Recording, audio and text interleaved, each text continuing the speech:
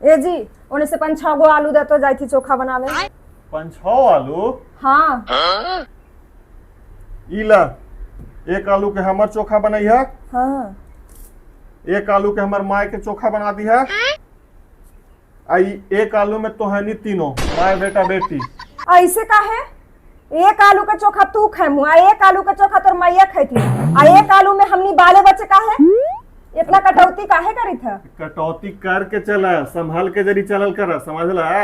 सरकार हमनी के काट के वेतन दे है, ना देखा है वो। तो तोहनी में कटौती ना होले, हमनी में काहे हो रहले ई बतावा पहले। हमनी के वेतन के दे है?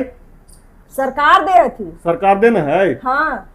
सरकार अपन महंगाई भत्ता सब ले है, अपन फैसिलिटी पूरा ले है, हाँ। अपन वेतन पूरा ले है। हाँ। कहीं कटौती करे है?